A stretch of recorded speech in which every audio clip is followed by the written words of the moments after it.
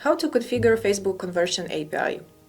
The important thing that you need to know before starting with Facebook conversion API is that Facebook recommends having both web and server tracking.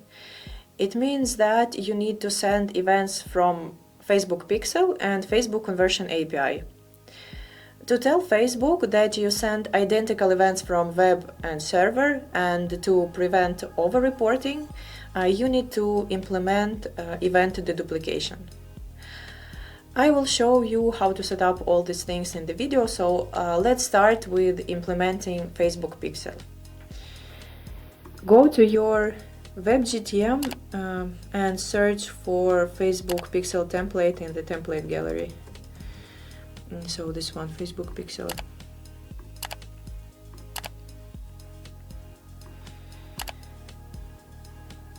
In this example, I will create two tags. The first one will be a pageview tag.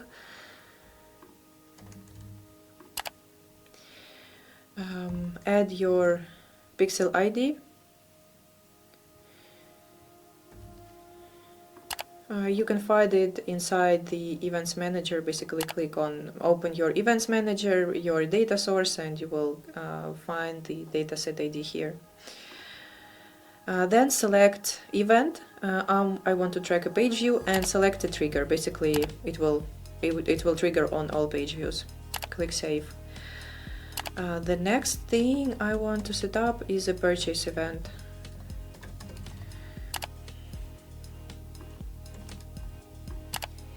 Again, add pixel,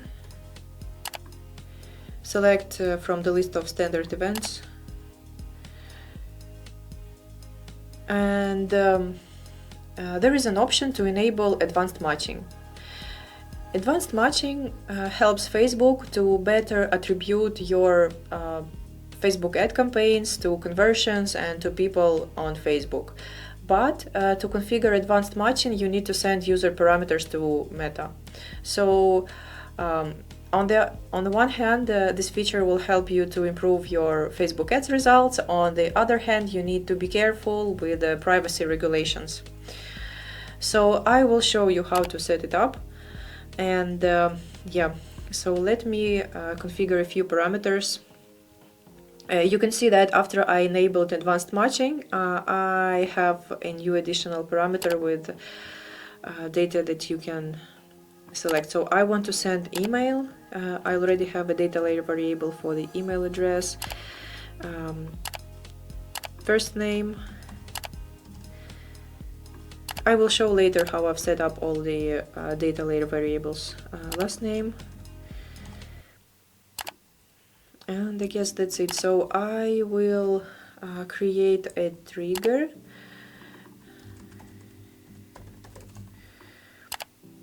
And it would be a custom event that should contain purchase. I'll click Save.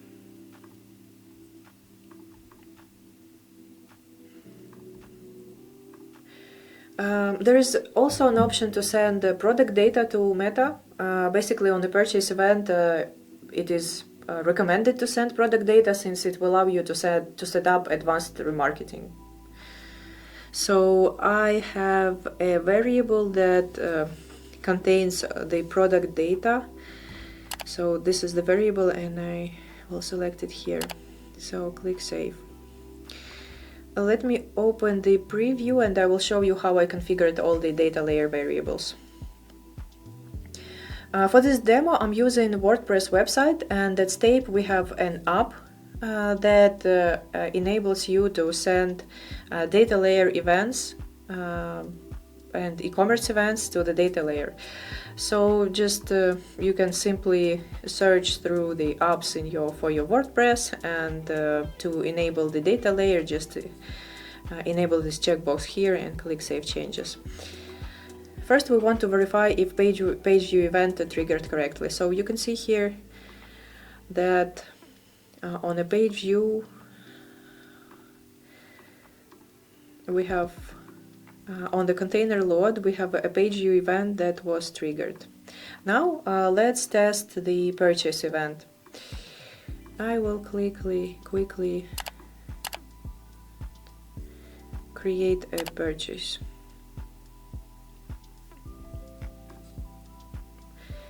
And this is the event that was sent to the data layer. You can see that the name of the event is purchase Stape, and this is why while configuring a trigger for my Facebook purchase tag, I created a custom event trigger which should fire every time when the data layer event contains purchase. Let's see the data layer that we have on a purchase Stape event. You can see here that there is e-commerce data and user data. To retrieve product data inside my WebGTM, I'm using this variable, data layer items. Let me show you how it was configured. Data layer items is a data layer variable that takes values from ecommerce.items. Why I created this path? Let's go back to the data layer. You can see that array of items that were added to the that were purchased is located inside the e-commerce. So that is why the path to my variable is ecommerce.items. We can also check other parameters like billing email. So this is the variable I'm using to extract user email on purchase. So it consists of user data dot billing email. And this is what we have in data layer. Billing email is located under the user data. So similar to the previous way of extracting item parameter is you should write user data dot billing email. Okay, now let's go back to our tags. You can see that Facebook tag was triggered correctly. After we configured the Facebook pixel, let's proceed with Facebook conversion API. Go to your SGTM container and add a tag template. For this demo, I will use a Stape Facebook tag.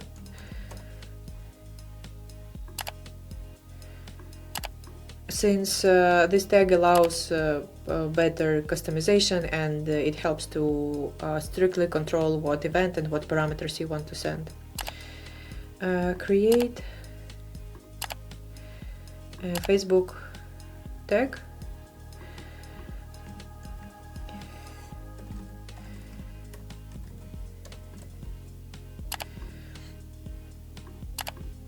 And this tag has two setup options. The first option is inherit from client. In this case, our tag will listen to all the information that client can retrieve from the request and map it to the Facebook event, user data or product data. Or you can use override method. In this case, you would need to manually add some parameters. So since I want to set up only 2 events and I want to control what data I send to Facebook, I will use an override method. The first event that I will set up is pageview. So select the standard event pageview. Then you need to add meta API token. I will add it as a constant to my SGTM. You can find it inside the your Facebook pixel settings. Just scroll down and here you will have an option to copy token ID. And also you need a Facebook pixel ID, so I will go again to my meta account and add metapixel.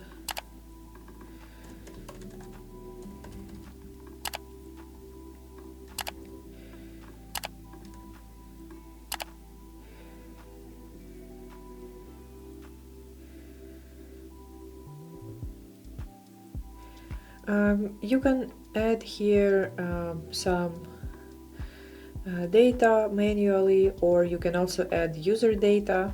Since I do not have any user parameters on the page view, I will leave these parameters blank. You can also add some custom parameters. And I want to trigger this event on all page views.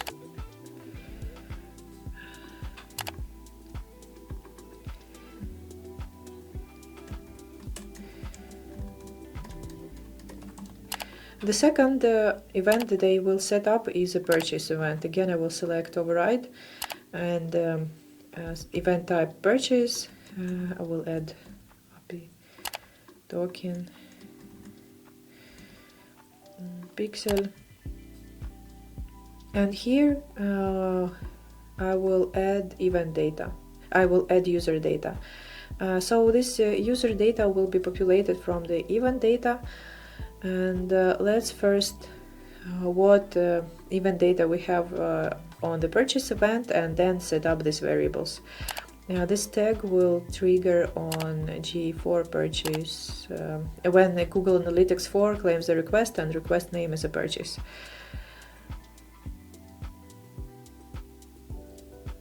Let's refresh the debuggers.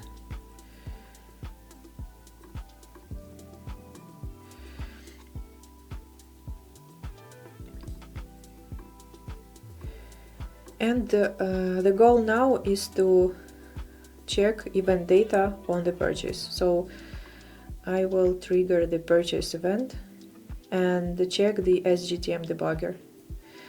So this is my purchase event. Let's see if we already have user data in the variables. No, we don't. So we need to go to the event data and extract it. So this is it. We have a user data, and inside this user data we have email, first name, last name, country, and postal code. So let me pause the video. I will create all these variables, and then I will explain how I created them. Okay, I successfully configured my event data variables, and let me edit event data email. First name and last name.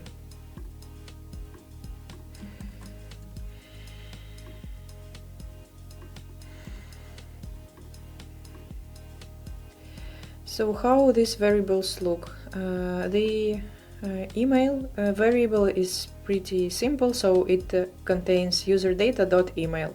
Let's go to our event data in the SGTM and I will show you. So this is the event data that I want to extract the email from, and that is why I'm using event data variable that searches for user data.email. So basically it will extract this parameter. The next variable is a first name. First name path is user data.address.0.firstname. Why so? Because our first name lies here. So user data, then we go to address, then 0, and then first name. So it's pretty similar to what we do with a web GTM and data layer. Okay, so this is how once you configure the variables, go to your SGTM debugger and check that the variables actually contain some correct information. Now let's verify that Facebook purchase event triggered correctly. Yeah, so you can see here that the status code is 200 and that we send all these parameters to Facebook. The third step is to configure event deduplication.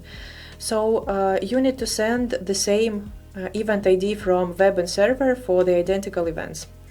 To do so, you can utilize a Stape unique event ID variable. Let me show you how to configure it. Go to your WebGTM and search in the variable template gallery.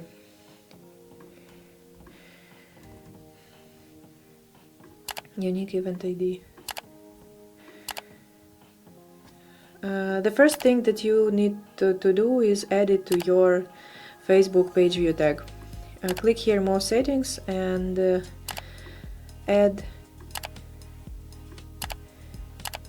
unique event ID variable.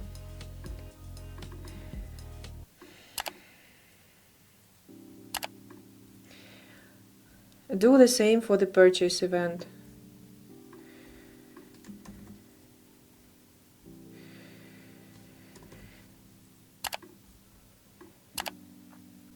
Now we need to deliver the same web event ID from web to server. Since our tags in the SGTM are triggered based on the GA4 events, so I will add these event IDs to my GA4 tags. So the first thing is to add it to Google tag that will trigger on page views.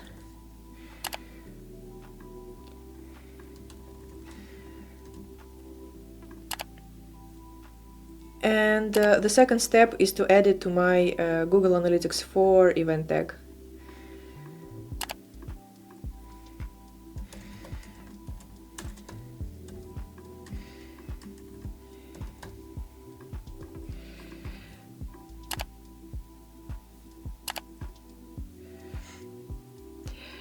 Now I need to create a variable inside my SGTM container that will extract event ID from the event data. So I will use again event data variable type. The name of variable would be event ID. Next, we need to add this event ID variable to our server Facebook conversion API tags inside the SGTM. Open your page view tag, expand here server event data override, select event ID and add event ID variable we recently created. Then do the same for the purchase event.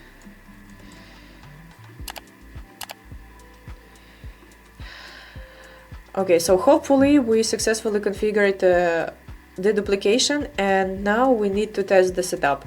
So there are two ways on how to test Facebook Conversion API. The first one is basically open your web GTM and server GTM debuggers and check what is going on there. And the second way is to use Facebook Events Manager. Facebook Events Manager has this test event tool, and what you can do is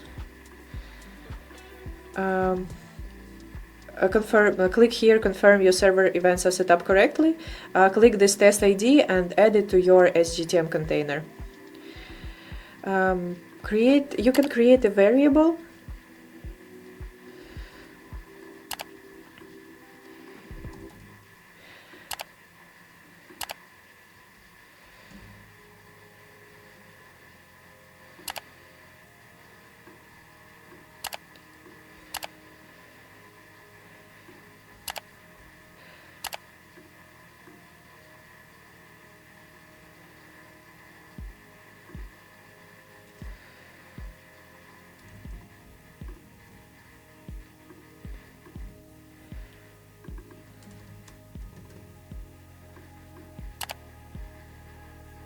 Add this test ID to your Facebook copy tag. So this is the test ID.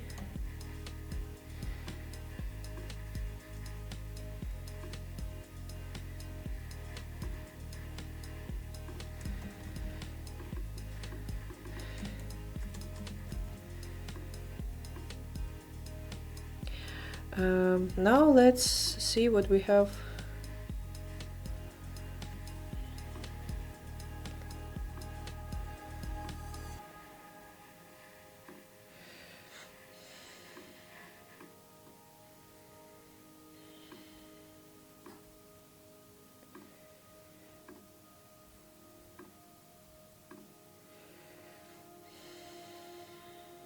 The first thing that we want to confirm is that we have the same event IDs in the web and server. So this is the event ID that triggered inside the server, and in web, container load,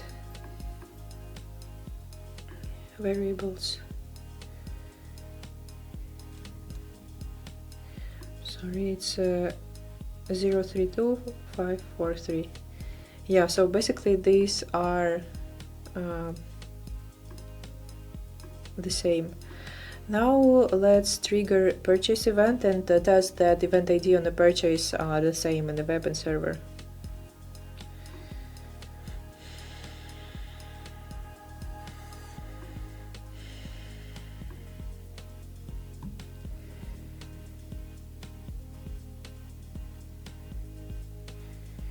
So this is server and this is web, so these are identicals. Now you can go to your test event tool inside the Facebook Events Manager, and you should see the situation similar to what I have here. So you should see like 2 events for each event. The one is fired from the browser and second from the server. So if you see the overview similar to what I have here, it means that the duplication worked correctly, and you can see that this event was deduplicated.